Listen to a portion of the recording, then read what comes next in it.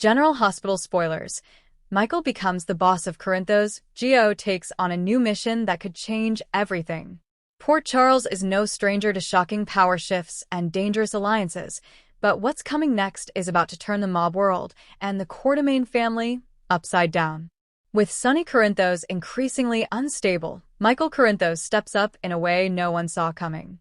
Meanwhile, Gio finds himself pulled into a dangerous new mission, one that might shape the very future of Port Charles's criminal underworld. What begins as a calculated decision ends with betrayal, redemption, and a war that no one can control. The cracks in Sonny Corinthos' armor have been showing for months. After surviving poisoning, betrayal, and internal dissent, the once-feared mob boss is no longer the man he used to be. Whether it's the aftershocks of bipolar episodes left untreated or the emotional toll of turning his back on Michael and Carly, Sonny's decisions are erratic and dangerous. Insiders at General Hospital reveal that Sonny's latest move, firing Dex and going after Jason for perceived betrayal, alienates even his most loyal lieutenants. His growing paranoia sends a ripple of unease across his organization. Even Ava, who once tried to manipulate Sonny for her own gain, is beginning to question her alliance with the mob kingpin. But the ultimate blow comes during a fateful dinner meeting with the five families. Sonny lashes out at them, accusing them of disloyalty and threatening bloodshed. When he storms out, he leaves chaos in his wake and opportunity on the table. For months, Michael has tried to walk the line between his Corinthos and Courtemain heritage. He's a CEO, a father, a husband, but he's also Sonny's son. When he sees his father unraveling, he makes a decision that will define the rest of his life. In a bold move orchestrated with Brick and Jason, Michael calls for a private meeting with the remaining families, Dex Heller by his side once again. In that meeting, Michael doesn't plead. He declares, "My father built something that kept this city from burning, but he's not that man anymore. If you want peace, you deal with me now." Stunned silence.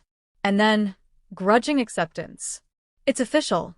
Michael Corinthos is now the head of the Corinthos organization. Jason, still wary of how much Michael is willing to sacrifice, reminds him of the cost. "You can't go back after this," Jason warns. But Michael is resolute. "Maybe I was never meant to." Carly is blindsided. She learns of Michael's new role not from her son, but from Olivia, who overheard it at the Metro Court. The confrontation between mother and son is explosive. Carly confronts Michael in the Courtemain kitchen, her voice trembling with fury and disbelief. "You were supposed to protect our family from this life. Instead, you became the thing I feared most." Michael, pained but firm, replies, "I'm protecting our family in the only way I can now. If I don't step up, everything Sonny built will crumble, and innocent people will pay the price." Carly can't argue with the logic, but her heart breaks all the same. She turns to Jason for answers, and Jason, caught in the middle, admits he's backing Michael. But even Jason isn't ready for how far Michael is willing to go. Gio, the mysterious and quietly calculating protege of Dante, has been trying to find his place in Port Charles. But with Sonny growing more erratic and Dante increasingly involved in dangerous cases, Gio is pulled into a covert mission authorized by no one but supported by a shadowy group operating outside the traditional law enforcement system. Known only as the Ghost Operation, this initiative is tasked with dismantling a silent network funneling illegal weapons through Port Charles, an operation Sonny once tolerated but now poses a direct threat to Michael's leadership. Michael, needing to secure his position and ensure stability, reaches out to Gio with an offer: go undercover, take the network down, and deliver him the intel needed to wipe out the last threat to his new reign. Gio accepts, but only under one condition: "I choose my team. And I want Trina." Trina is shocked when Gio approaches her with a mission. Her first instinct is to say no. She's done with secret missions after the Esme ordeal and the Cassadine chaos. But Gio is persuasive. "You're not just an art student, Trina. You're someone who sees things others miss. I need someone who can think 5 steps ahead, and that's you." But there's another reason Gio wants her, one he won't admit. He trusts her. He respects her. Maybe he's even in love with her. Trina, still recovering from Spencer's tragic disappearance, finds herself drawn to Joe's honesty and strength. Against her better judgment, she says yes. And so begins a mission that will test them both. With Trina by his side and a small team including Dex, now back in the fold, Gio launches his first strike, a raid on a shipping container near Pier 17.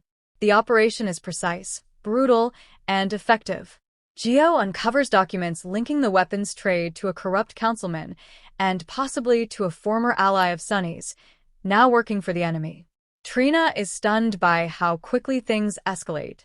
This isn't just mob politics, she says. This is war. And war it is. Because the moment that raid hits the news, Michael gets a message he didn't expect, a blood-red card with only one word on it. Treason. Meanwhile, Nina sees opportunity in the chaos. With Michael now the boss and Sonny on the outs, Nina knows she has no power left in the Corinthos world. But she's not ready to be irrelevant. In a shocking twist, Nina reaches out to the very people trying to bring Michael down, offering her insights into the Quartermain business empire in exchange for leverage. Her plan? Take Yelq from Michael piece by piece while the family is distracted. But what Nina doesn't know is that her new allies have a darker agenda. They want Michael dead, and they're not above using Wiley as bait. When Willow discovers Nina's betrayal, she finally cuts ties for good. In an emotional scene at the gatehouse, Willow confronts Nina. You already destroyed my peace. You lied to my son. And now you're aligning with people who would kill his father. You don't deserve to call yourself a grandmother. Willow's strength and clarity shock Nina, who thought guilt might keep her in the loop. Instead, Nina is left more isolated than ever. But for Willow, it's not over. She turns to Drew and Carly with a plan of her own, one that could protect Wiley and take Nina down once and for all. She's done being the peacemaker. Now, she's going on the offensive. As Michael dives deeper into his new role, Jason pulls him aside. The look in his eyes is haunted. You remind me of Sonny when he was your age. Smart, strategic, cold. Michael stiffens. Is that a compliment or a warning? Jason doesn't flinch. It's both. Jason knows what this life does to people. He's lived it. And he fears Michael will lose everything, especially Willow, if he doesn't find a way to separate the man from the mobster. But is it already too late? As Gio continues his mission, he uncovers something he wasn't supposed to find, a file detailing a planned hit on Michael. And it's signed not by one of the 5 families, but by someone in Michael's inner circle. It's someone Gio knows. Someone he trusted. He rushes to tell Michael, but is ambushed before he can reach him. Shot and bleeding, Gio calls Trina. Don't trust anyone. Not even, static, Jason. And then the line goes dead. The weeks ahead promise heartbreak, betrayal, and possibly death. As Michael ascends the throne, he risks becoming everything he once despised. Gio, if he survives, may hold the key to stopping a conspiracy that threatens not just Michael, but the entire city. And as for Jason, was Gio right? Is the ultimate betrayal coming from the man who swore to protect Michael? Stay tuned. Port Charles is about to burn.